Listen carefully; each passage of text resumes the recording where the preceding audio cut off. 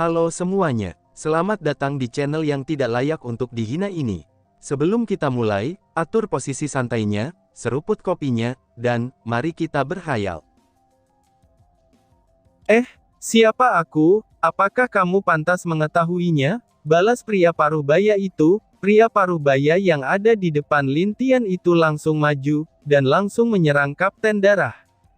Dan tiba-tiba saja, duar, Kapten Darah mencoba untuk menahan pukulan itu, tapi dia mundur beberapa langkah akibat pukulan pria Parubaya itu.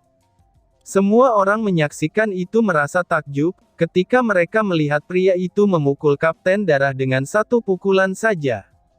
Cih, muncul lagi ahli alam abadi bumi lainnya. Gumam pria bertopeng itu sambil mengerutkan keningnya. Salam leluhur, ucap Ding Xiaohou sambil memberikan hormat kepada pria Parubaya itu. Lalu diikuti oleh para murid yang ikut bersama Ding Xiaohou, mereka juga memberi hormat. Salam leluhur, ucap mereka. Mendengar itu semua, orang-orang yang ada di sana menjadi kaget, ternyata orang ini adalah leluhur dari Sekte Langit, ucap seseorang. Lalu mereka buru-buru memberi hormat juga, salam leluhur Sekte Langit, ucap orang-orang.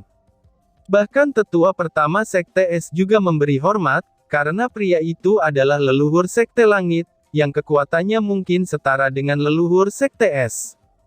Tidak perlu sopan seperti itu, ucap Bing Ye. Lalu dia menatap kembali pada Kapten Darah sebentar, dan kemudian mengalihkan pandangannya ke bawah. Kalian para pengikut Yimo tidak pantas untuk hidup, matilah, dan tebus dosa kalian, ucap Bing Ye. Dia melambaikan tangannya ke depan, dan petir pun segera turun dari atas langit. Kemunculan petir yang tiba-tiba ini, itu membuat seluruh orang merasakan kengerian dari petir itu. Petir penebusan, ucap leluhur Bing Ye. Ampuni kami. Suara jeritan mereka terdengar, dan itu membuat semua orang yang ada di sana menggigil. Inikah kekuatan ahli super yang legendaris, gumam mereka sambil melongo. Lalu semua orang yang bersekongkol dengan para Yimo itu langsung mati tanpa sisa, dan hanya ada debu bekas petir yang menghantam tanah. Semua orang yang ada tempat itu menjadi sunyi, dan seolah-olah semua hal yang telah terjadi sebelumnya, itu sepertinya tidak nyata, mereka masih dalam pertempuran berdarah, tetapi sekarang, semua musuh mereka telah mati oleh serangan leluhur Sekte Langit. Kurang ajar, teriak Kapten Darah. Walaupun mereka hanya budak, tapi dengan kehilangan seperti itu, ini akan membuat kekuatan mereka melemah. Cih, apa yang kamu marahkan?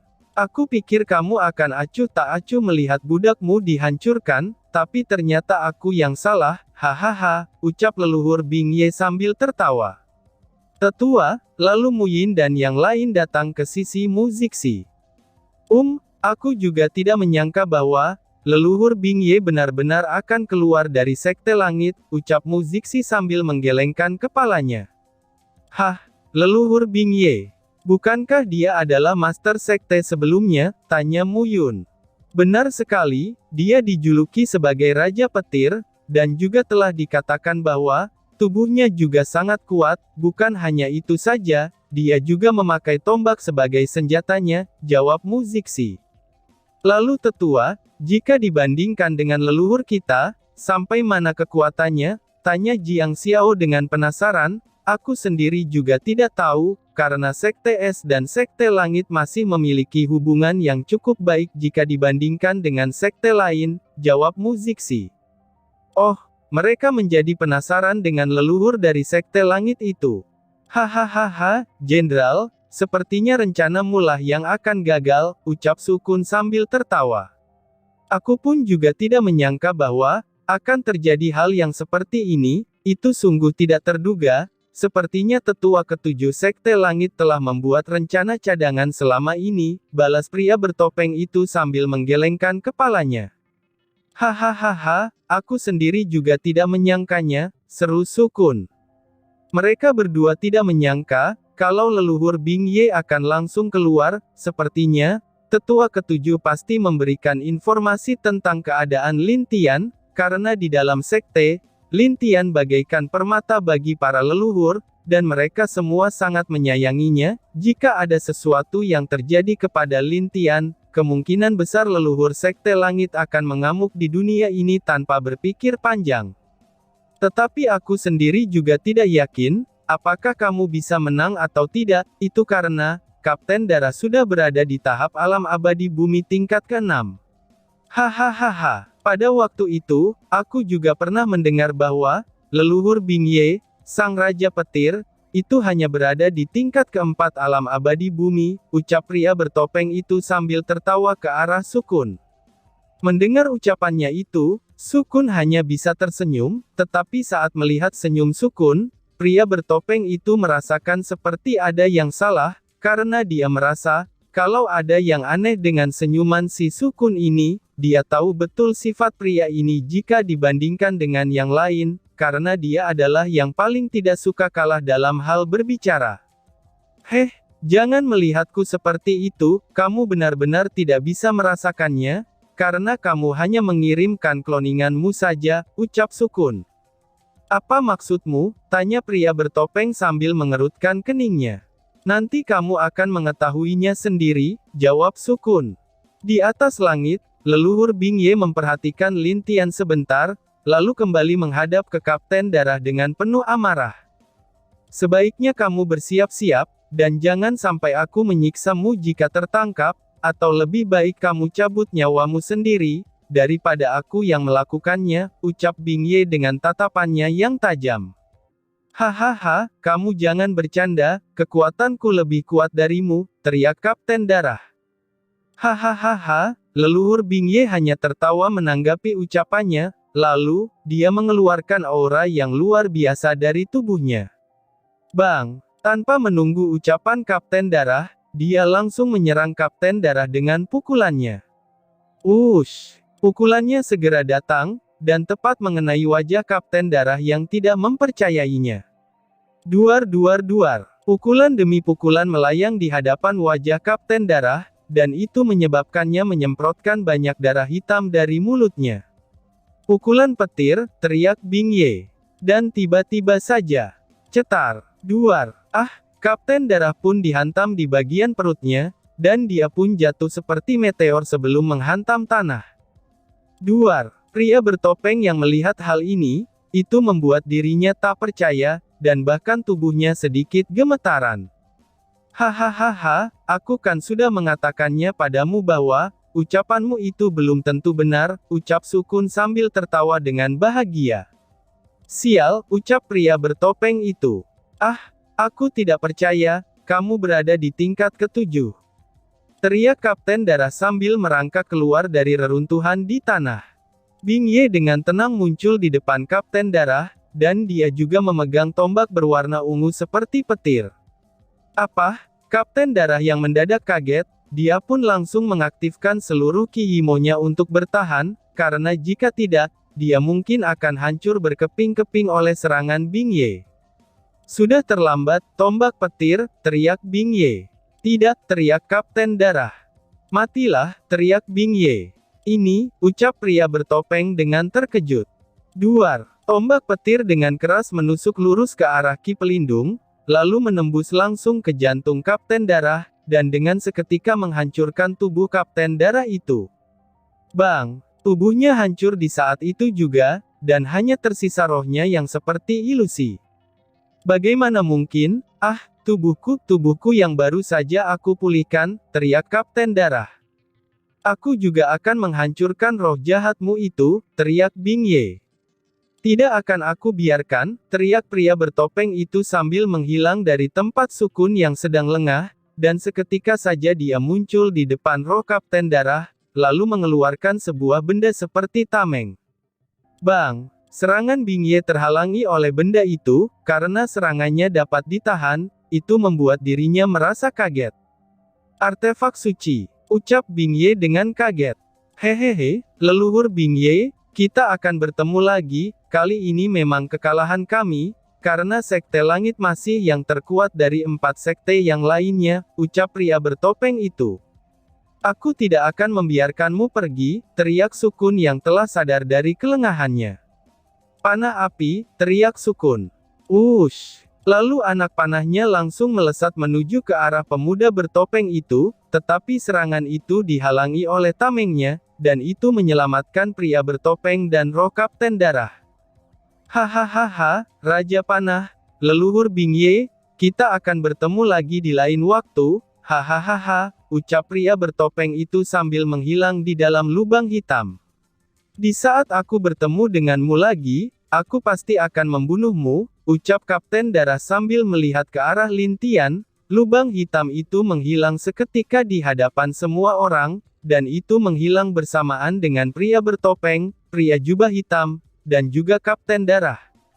Sial, mereka kabur lagi, teriak Sukun dengan marah.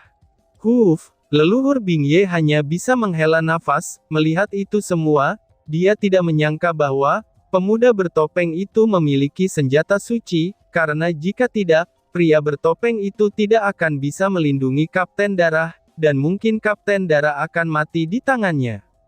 Leluhur, tetua ketujuh dan yang lain datang ke tempat Bingye, dan kemudian berlutut di depannya. Apakah ada korban jiwa? Tanya Bingye. Tidak leluhur, hanya ada beberapa yang terluka, jawab tetua ketujuh. Baguslah, setelah menyelesaikan kekacauan ini, kalian kembalilah ke sekte, dan laporkan semuanya kepada Bingyang, ucap Bingye. Baiklah leluhur, balas tetua ketujuh. Aku akan pergi dulu, dan sebelum dia selesai berbicara, dia menoleh ke arah Sukun. Sukun yang melihat itu, dia merasa kedinginan, lalu dia buru-buru merobek ruang dan berkata kepada Lin Tian. Adik, aku pergi dulu, karena ada beberapa wanita yang menunggu kakak di rumah, ucap Sukun sambil melarikan diri. Anak ini, gumam leluhur Bingye, tetua ketujuh dan yang lain hanya mendesah dan menggelengkan kepalanya saja, ketika mereka melihat tingkah Sukun. Saudara kelima, kenapa kamu bisa memiliki murid mesum seperti itu, pikir tetua ketujuh dalam hatinya.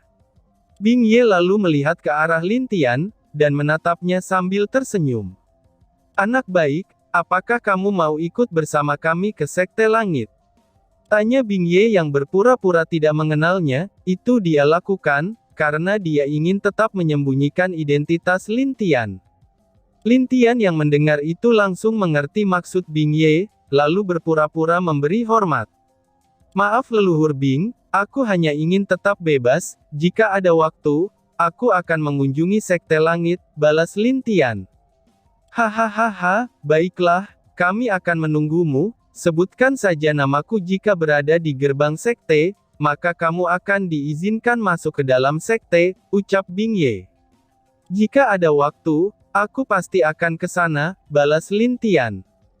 Baiklah kalau begitu, aku pergi dulu, tetua pertama sekte S, kamu memiliki murid yang baik, dan jangan lupa, titip salamku buat leluhur kalian, ucap Bingye. Setelah mengatakan itu, lalu dia menghilang di udara. Baiklah leluhur, balas Mu Zixi. Kamu tidak apa-apa kan? Tanya Mu Suanyin setelah Bingye pergi. Oh, aku baik-baik saja, jawab Lin Tian. Dia memang terluka cukup parah, tapi hanya perlu beristirahat untuk beberapa hari saja. Untunglah kakek datang, karena jika tidak, mungkin aku dengan sangat terpaksa melepaskan segel kekuatanku, gumam Lin Tian di dalam hatinya. Saudarimu, bawa saja saudara An ke istanaku, dan kami akan menangani masalah ini di sini, ucap Wu Xin. Mu Suanyin agak ragu dengan saran Wu Xin, tapi saat dia ragu, tetua pertama berbicara kepadanya. Benar apa kata Wu Xin, bawa saja An Lin ke istana, ucap Mu Zixi. Baiklah tetua, balas Mu Suanyin setelah Mu Zixi mengizinkannya pergi duluan. Mari, aku antar ke istana, ucap Mu Suanyin. Tapi kan, sebelum Lin Tian selesai berbicara, Mu Suanyin sudah memotongnya. Sudah jangan menolak, seru Mu Suanyin dengan sedikit membentak. Baiklah, balas Lin Tian, karena dia tidak ingin Mu Suanyin marah, jadi dia dengan terpaksa hanya bisa mengikutinya dengan patuh. Lalu Lin Tian dibawa pergi oleh Mu Suanyin, dan anak muda yang melihat kepergian Lin Tian dan Mu Suanyin, itu ada sedikit rasa iri di hati mereka. Karena Mu Suanyin bagaikan dewi di hati anak muda itu, apalagi di benua tengah, Mu Suanyin bagaikan dewi di hati pemuda jenius yang ada di sana. Terkadang, jika mereka bisa dekat dengan wanita cantik, itu akan membuat permusuhan di kalangan pria, gumam Ding Xiaohou. Tetua Ding sepertinya agak mengerti soal perempuan. Ucap tetua pertama sambil berjalan mendekatinya. Oh, tidak terlalu kok, aku juga mempunyai saudari perempuan di sekte, jadi kadang-kadang, aku hampir disiksa juga karena permintaan mereka, balas tetua ketujuh Ding Xiaohou. Oh, begitu ya, ucap Mu Zixi. Baiklah, lupakan saja, itu adalah urusan anak muda, sekarang semuanya sudah beres. Bagaimana jika kita duduk dulu untuk menata kembali benua timur, ucap Ding Xiaohou yang mengalihkan pembicaraannya, karena dia takut kalau Mu Zixi menanyakan hal yang lain lagi. Benar sekali, aku juga berpikir begitu, jadi, bagaimana menurut tetua Ding? Tanya Mu Zixi.